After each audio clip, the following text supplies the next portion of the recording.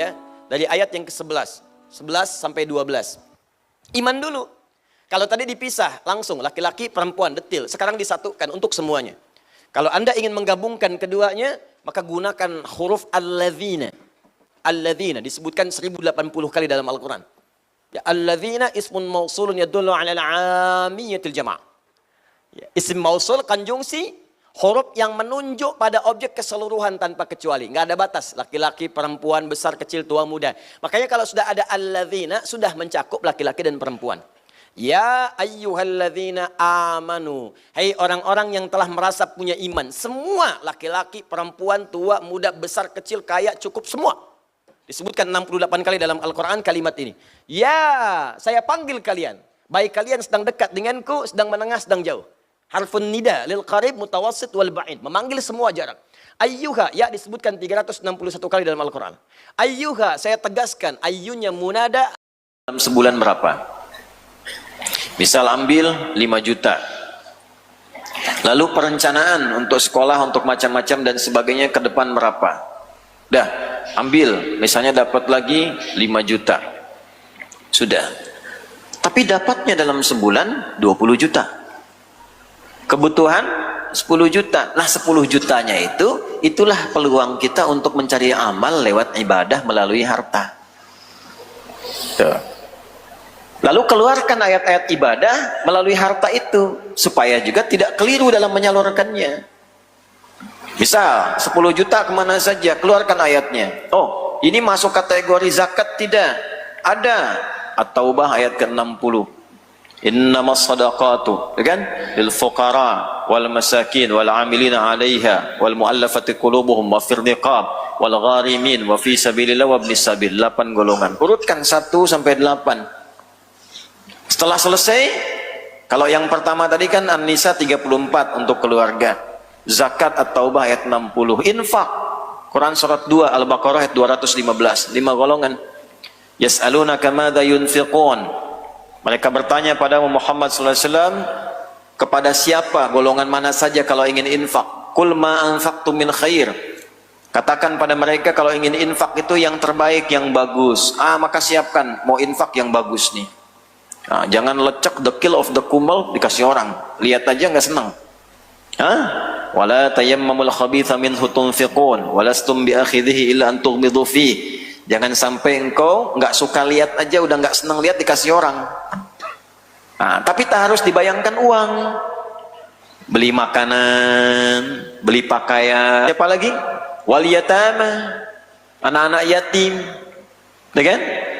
Siapa lagi? 4. Wal masakin, orang yang berusaha kerja tapi belum terpenuhi kebutuhannya. Itu diapresiasi oleh Allah. Dapat zakat, dapat infak karena masih berusaha kerja. Ya. Dapat. Mau beli ini, pengen seperti orang ke mall, belum ada. Ke warung, belum ada. Kerja ada. Orang cuma menyebut Rojali itu. Ya.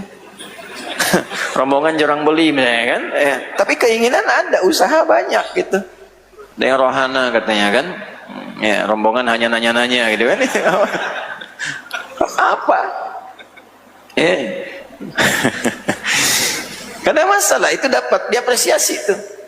Ya, yang kelima wabnis sabil, di perjalanan kehilangan bekal. Keluarkan 5 itu. Nah, dari 10 juta itu bagi sini, sini, sini, sini. Nanti baru infak umum Al-Baqarah 261 itu. Ya. Matsalul ladzina yunfiquna amwalahum fi sabilillah. Semua jenis sabilillah keluarkan. Di Al-Azhar ada kegiatan apa nih sabilillah? Ini ngaji-ngaji begini. Ya. Misalnya ada kotak infak diisikan. Nah, itu bukan mobil-mobilan. Ya, ada ustadz-ustadz yang lain ngaji, pengajian ibu-ibu, anak-anak TPQ apa macam-macam. Ya. Baru itu umum. Yang di dalam, yang keluar. Itu kumpulkan satu-satu gitu. Nah, wa ghina ka qabla faqrika. Ghina yang kedua, ghina kemampuan untuk menangkap pengetahuan. Mumpung masih kuat memorinya, perbanyak. Kalau sudah punya titik lemah, sulit. Ya kan? 3. Teruskan. Wa faraghaka qabla syughlika.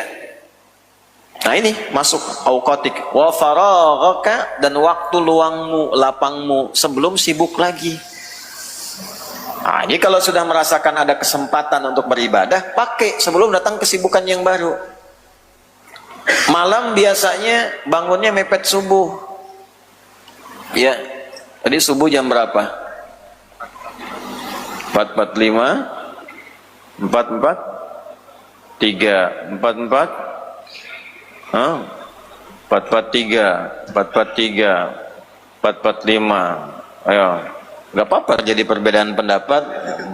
Ini menunjukkan bahwa berasal dari tempat yang berbeda-beda. 4.45 biasanya bangun misalnya pas 4.43, 4.45 adzan, ya kan? Ini tiba-tiba bangun jam setengah 4. Siapa yang bangunkan? Nah, berarti ada faragh, ada jeda, ada luang. Gunakan itu sebelum datang yang lainnya lagi, kesibukan yang lain.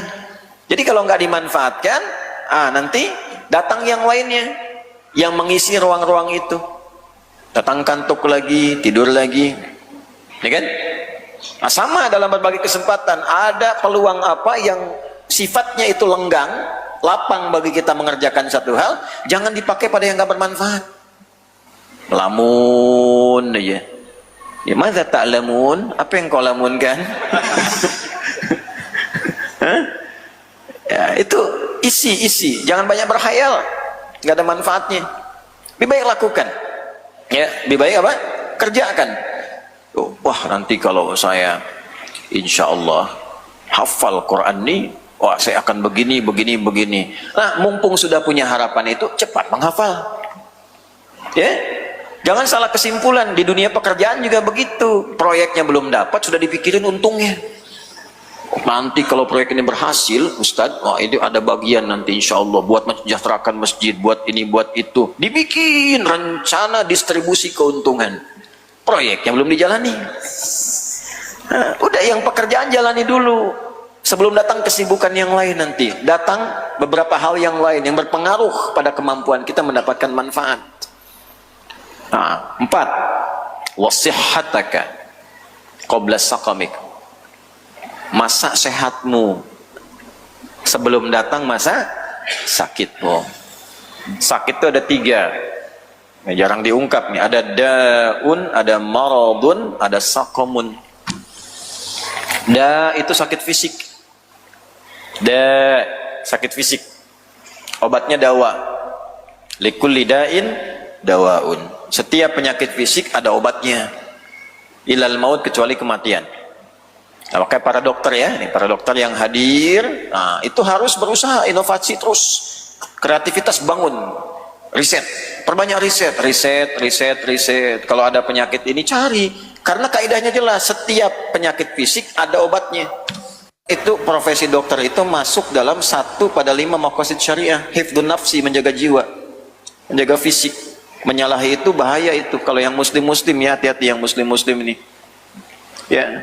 Jangan sampai nanti, ya nggak apa-apa farmasi membuat obat-obat bagus, nggak apa-apa. Tapi jangan sampai dibikin supaya untung, ya memperberat pasien. Hati-hati. Hanya dengan kompensasi, keluar Stadium General, dikasih ini, kasih itu, balik. Ya, supaya tidak langsung transfer tuh dikasih keluar, kasih oleh-oleh macam-macam. Tapi jaminannya apa? Obatnya harus diresepin terus. Padahal bisa yang murah-murah pakai itu. Padahal bisa yang langsung sembuh dikasih ketergantungan, dosa banyak itu. Karena yang harusnya sehat dibikin sakam, dibikin sakit, bahaya, nggak boleh. Yang muslim.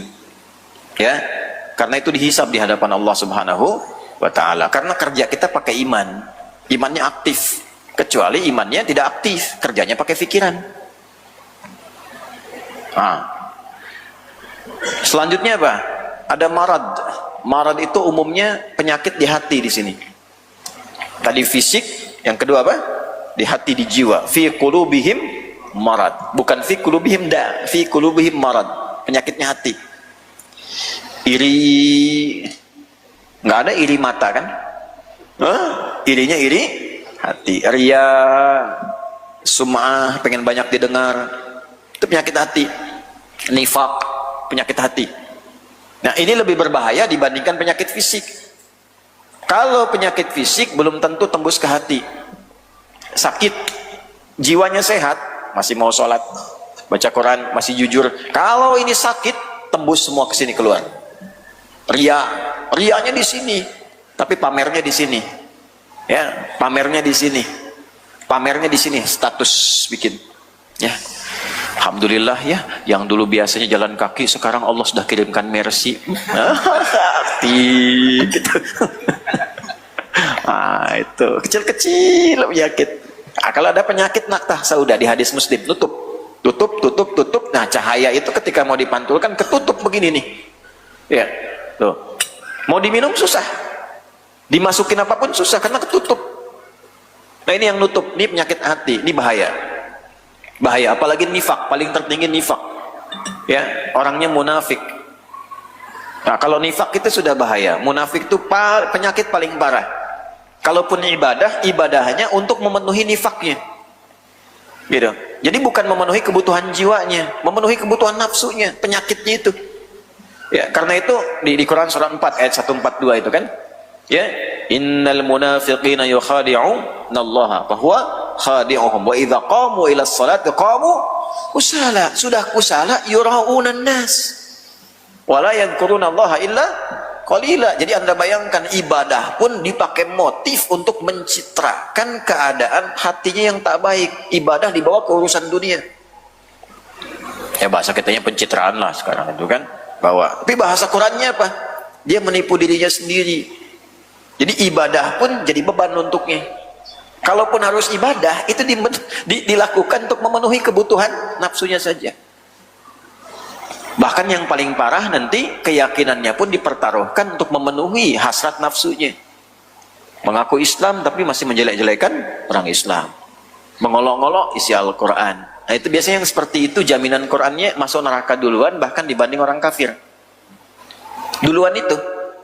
Itu ada di An-Nisa ayat 140. Quran surat 4 ayat 140. Wa qad nazzala 'alaikum fil kitabi an idza sami'tum ayatillahi yukfaru biha wa yustahza'u biha fala taqudu ma'ahum hatta yakhudu fi haditsin ghairi innakum idzam mithluhum innallaha jami'ul munafiqina wal kafirina fi jahannam jami'a. Telah tetap ketentuan dalam Al-Quran, kalau ada orang mengingkari isi Quran atau mengolok-olok perilaku beragama. Ini ayat berbicara tentang sifat nifak. Yang bahayanya nifak itu berlaku pada siapa? Kadang orang yang mengaku Islam sendiri. Makanya kalau ada orang mengaku Muslim, gelar apapun, dia berbicara tentang ayat tapi dibelok-belokin. Atau mengolok-olok pada syariat yang sudah benar. Hebatnya gini, hebatnya Quran, perhatikan baik-baik ya. Fala taqudu ma'hum. Quran katakan jangan cela mereka. Itu indahnya Quran itu, akhlaknya luar biasa. Saya cari-cari kenapa kalimatnya tidak mencela. Oh, karena memang kaidahnya begitu, jangan mencela yang sudah tercela. Buang-buang kosakata, buang-buang energi. Ya. Dan yang kedua, orang nifak itu sudah kebal celaan. Karena memang mereka disiapkan untuk dicela. Makanya kalaupun tampil di TV, kalau dia misalnya tampil dimanapun, kalau dicela dia senang itu. Ya, menaikkan follower, menaikkan viewers itu. Karena memang disiapkan untuk dicela. Makanya jangan mencela yang sudah tercela. Gampangnya apa? Fala taqudu ma'hum. Jangan disertai programnya. Udah, tinggalin aja, cuekin aja. Nanti kalau dicuekin, nggak disaksikan, ratingnya turun, nggak dipanggil lagi. Kalau ngisi acara, nggak usah datang, jangan diikutin. Innakum idzam mithluhum. Kalau dipaksakan ikut, nanti ke bawah-bawah. Minimal kita merasa dia benar.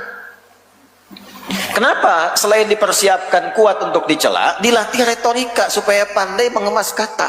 Ditemukan di mana itu? Di Al-Baqarah ayat berapa? 204. Sampai berapa? 206. Wa minan nasi may yu'jibuka qawluhu fil hayatid dunya wa yushhidullaha ala ma fi qalbihi wa huwa aladul khisam. Anda akan temukan nanti orang yang pandai retorika, kata-katanya menarik gitu.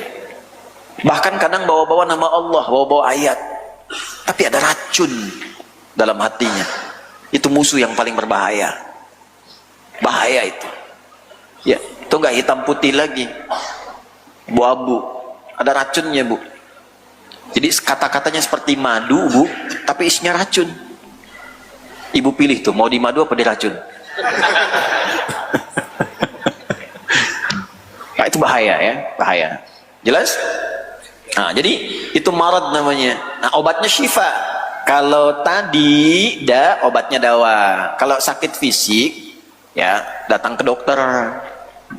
Ada orang sakit fisik, datang ke Nabi, ya Rasulullah saya sakit, doain dong supaya sembuh. Ya, nggak apa-apa. Kata Nabi apa? Idza bilat tabib, pergi ke dokter. Ya. Tapi kan engkau Rasul. Iya, kesembuhannya dititipkan di tangan para dokter. Nabi doakan, tapi ikhtiarnya jalan. Jelas ya? Nah, kalau sudah dokternya angkat tangan, angkat kaki, angkat pikiran, ya, menyimpulkan nih nggak mungkin, nggak bisa, maka pakai skema yang kedua. Ayat Qurannya jelas, ketika semua mengatakan tak mungkin, itu tanda pertama dari Allah supaya tinggalkan manusia karena